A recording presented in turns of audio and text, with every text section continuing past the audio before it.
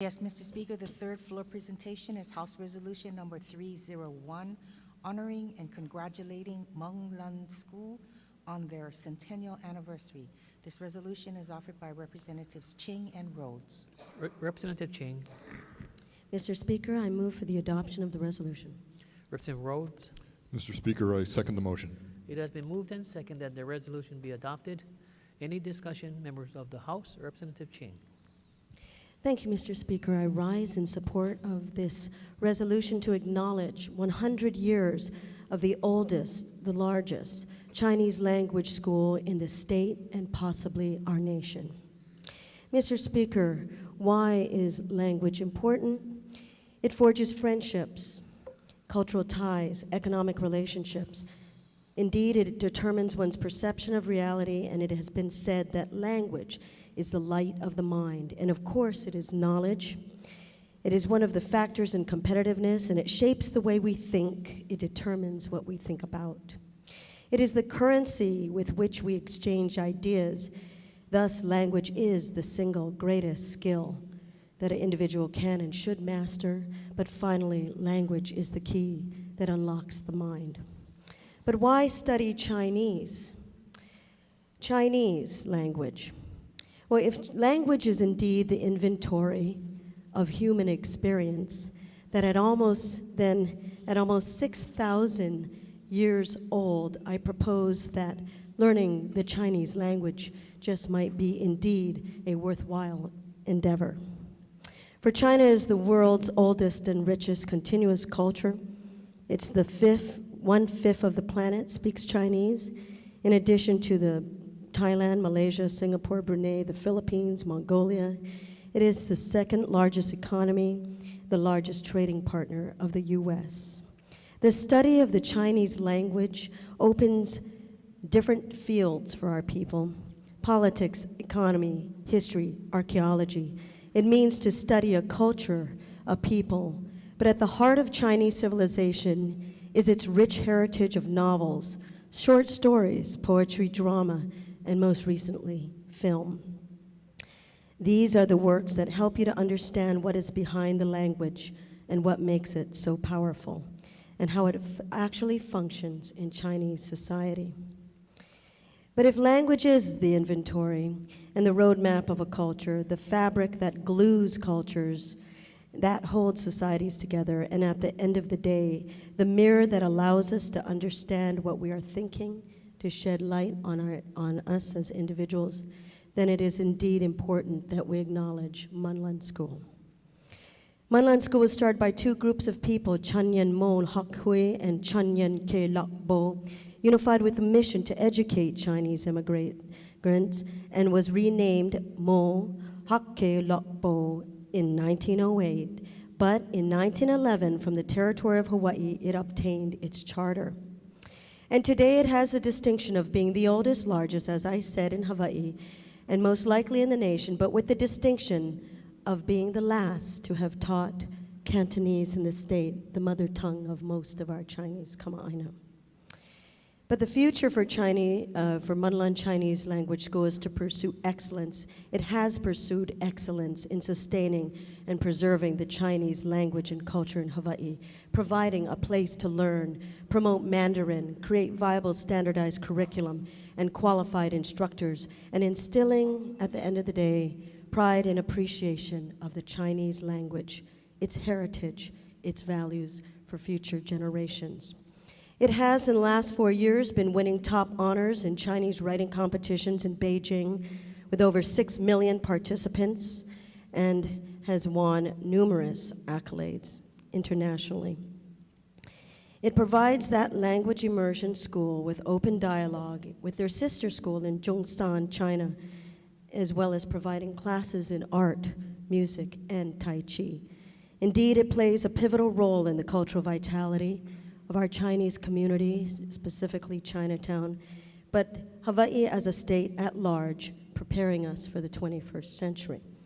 And today we have on the floor, privileged to have on the floor, gracing us with their attendance here, the board of directors as well as the principal of Mun Lun School. And I'd like to introduce them, if I may, Mr. Speaker. Please proceed. First, we have Mr. Wesley Fong. He's the president of Mun Lun School, an attorney teaching at the University of Hawaii in the Travel Industry Management College. He is the past supervising deputy attorney general for the state corporate council.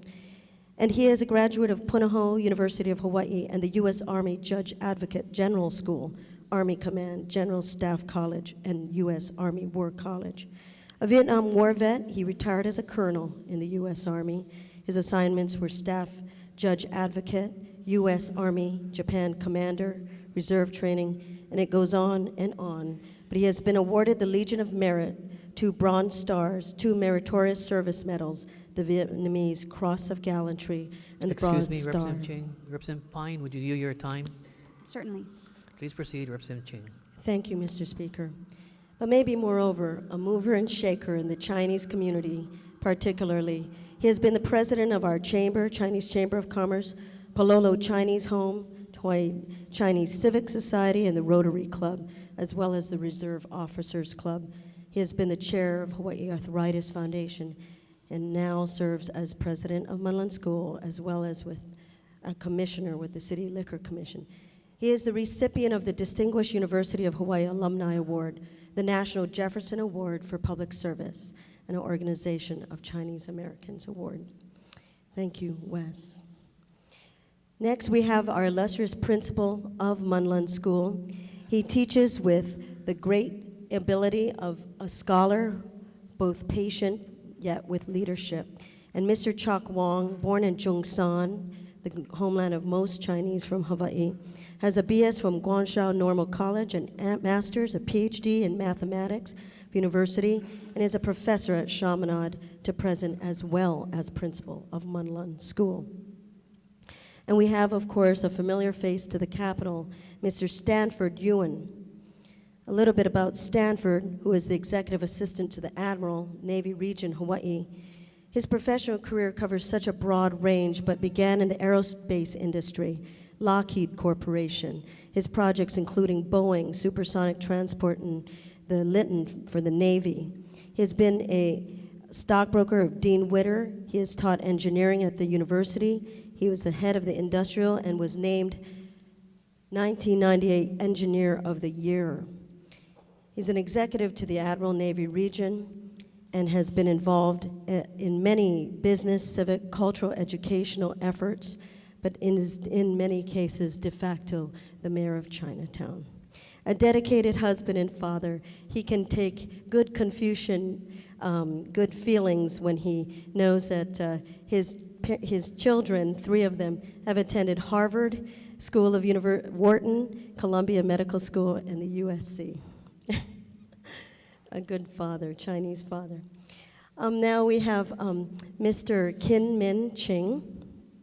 I have to admit, conflict of interest, he's a relative. He's a retired optometrist from Kaiser Permanente and a past president of the Lions Club. He does many things, but one of them is volunteer work for missions in Cambodia, Palau, and Thailand. And he's a graduate of University of California, Berkeley, and a board of directors of the Chinese Christian Association, giving deserving students scholarships to Divinity School. Thank you, Kin Min. And at long last, we have Sai Fong, a familiar face again, to the Capitol, who has worked. He has a master's in economics as well as 2 bachelors of arts in both international economics and accounting and finance, but has served as acting tourism chief. Would you please all stand so we can give you a round of applause? The board of directors and the principal of Mun Lun School. Thank you so much.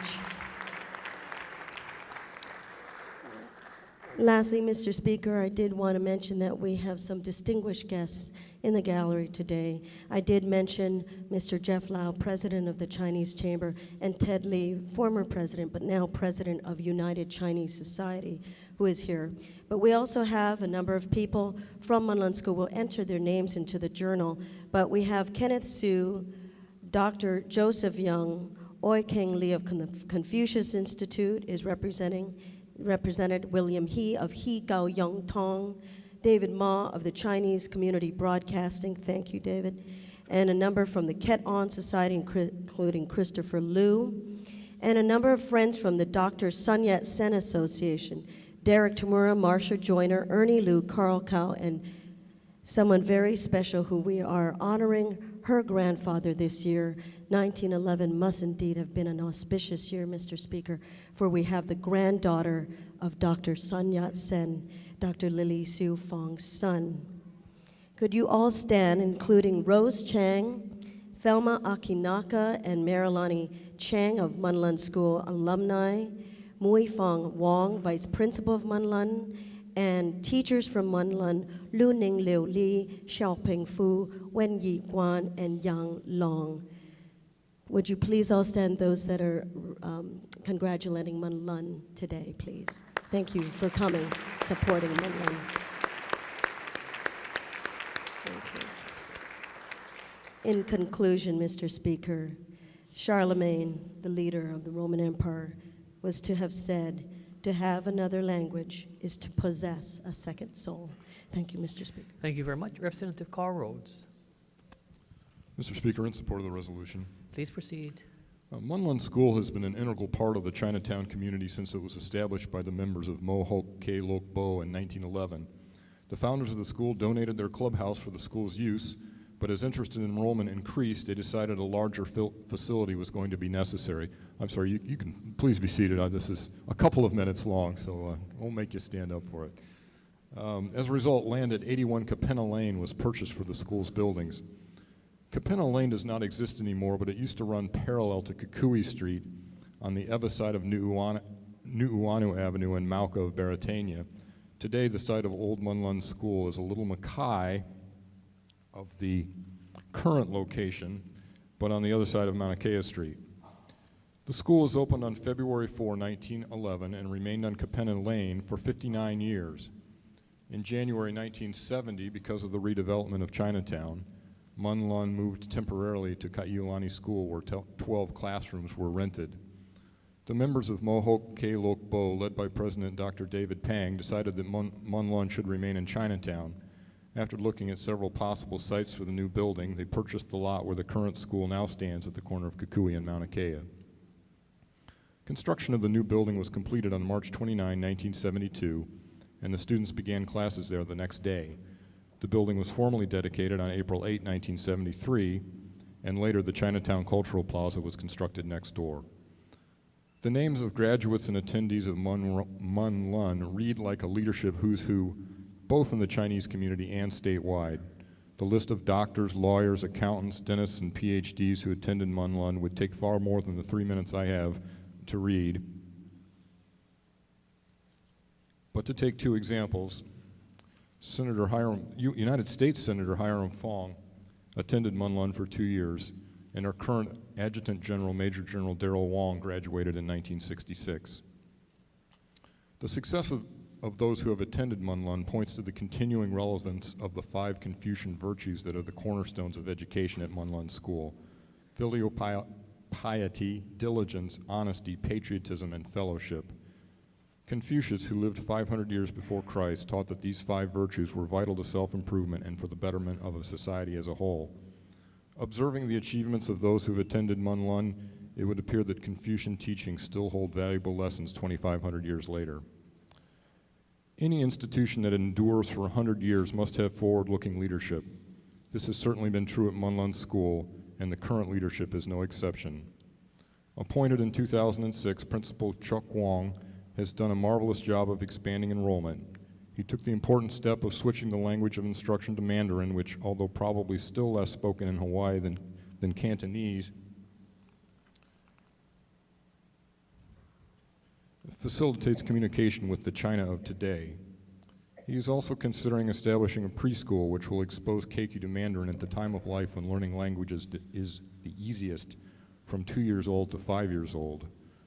Current Mo Hok Ke Lok Bo President Wesley Fong and Mun Lun Alumni Association President Stanford Ewan have supported Principal Wong as he has moved the school forward in this new millennium.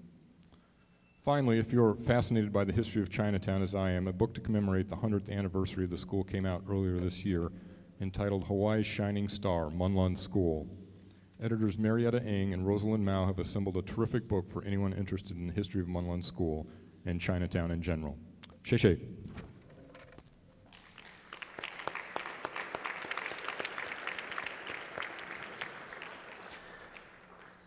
Is there any further discussion? If not, all those in favor say aye. Aye. The motion is carried. Representative Ching, please proceed with the presentation of the certificates and leaves.